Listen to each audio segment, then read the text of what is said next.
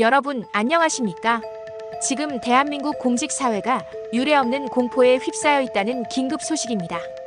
지난 12월 3일 비상계엄 선포 이후 이재명 정부가 49개 중앙행정기관의 헌법 존중, 정부 혁신 태스크포스 TF를 설치해 내란 참여 및 협조 공무원을 색출하겠다고 밝히면서 그 본질적인 심각성에 충격과 우려의 목소리가 쏟아지고 있습니다.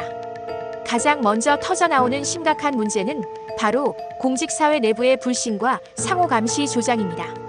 정부가 각 부처별로 설치하겠다는 내란 행위, 제보센터는 공직자들로 하여금 동료를 믿지 못하고 서로 감시하게 만드는 시스템입니다. 경찰 내부에서는 인사와 승진을 앞두고 경쟁자를 제치기 위한 허위 제보가 난무할 것이라는 공포감이 팽배합니다. 한 총경급 경찰은 허위 투서가 있을 것이라며 경쟁자를 제칠 기회로 여겨 허위 제보를 하는 일도 있을 것이라고 솔직한 심정을 토로했습니다. 이는 공직사회 전체의 건강한 분위기를 해치고 분열과 상처만 남길 뿐입니다.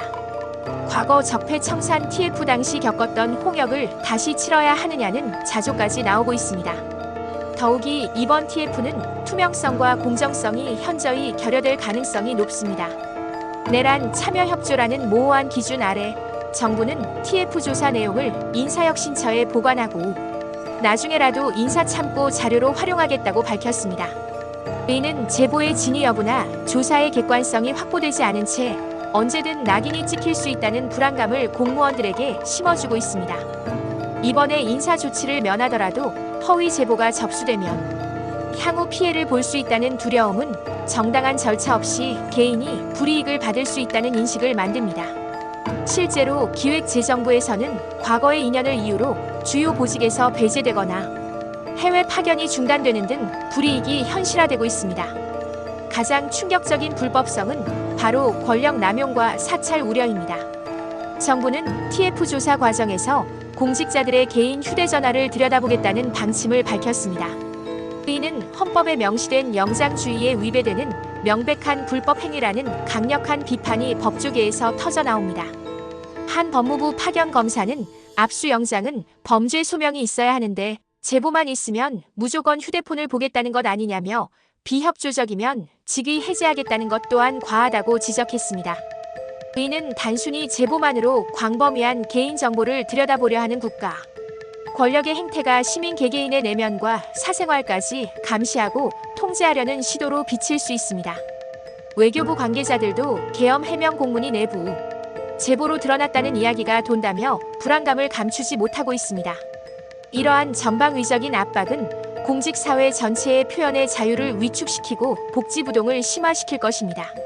상부의 지시를 매 순간 위헌위법인지 판단하기 어려운 하급 공무원들이 자칫 내란 협조자로 몰릴까 두려워 몸을 사리게 되면 공직사회의 자율성과 적극적인 업무 태도는 사라지고 누가 시키지 않으면 아무것도 하지 않는다는 식의 복지부동하는 경향이 더욱 심화될 것입니다.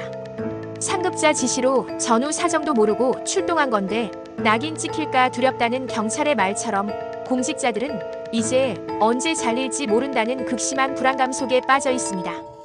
결론적으로 헌법 존중 정부 혁신 TF라는 이름 아래 자행되는 이러한 방식은 민주주의 사회의 기본 원칙인 법치주의와 인권 존중을 정면으로 위협하고 있습니다.